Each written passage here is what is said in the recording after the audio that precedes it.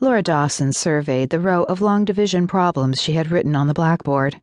Noting the blurring of a number in the third problem, she frowned, took the eraser, and scrubbed away the offending numeral, replacing it with a neatly written 7 that could not be misinterpreted as a 1.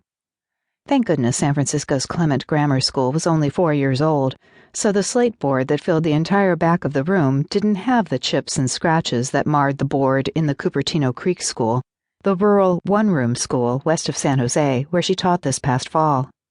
Picking up a list of words from her desk, she began copying them carefully onto the board.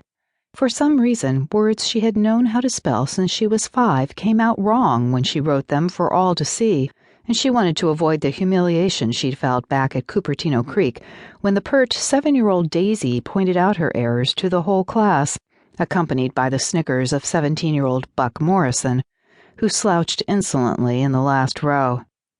Laura hadn't admitted to anyone how badly her first teaching assignment had gone.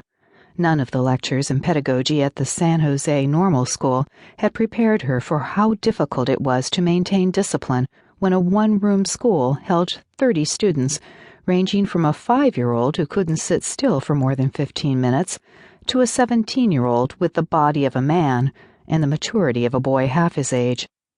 Then there was the local wildlife that would drop by just as she got everyone settled down to work at their slates. She shuddered at the memory of the mother skunk that had constructed her nest under the floorboards. The school board examiner had given her a commendation for her pupil's progress, but she thought that this gentleman was mostly impressed she'd stuck out the full term, something the last 2 teachers failed to do. Perhaps he hoped if he praised her enough she would stay on. Laura felt a twinge of guilt, because that commendation had helped pave the way for her new position, teaching a 7th grade class at the Clement Grammar in San Francisco. However, she was determined to do better with this new job.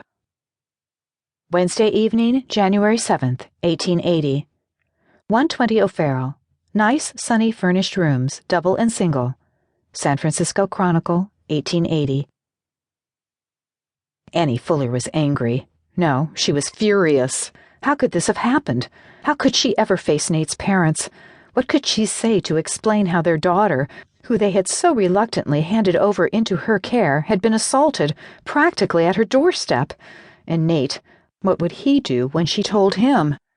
She pulled the shawl more closely around Laura, who sat huddled in the boarding house kitchen rocker by the old cook stove, and the girl curled into herself further, her face hidden by the long strands of dark hair that had escaped from the neatly coiled braid at the back of her head.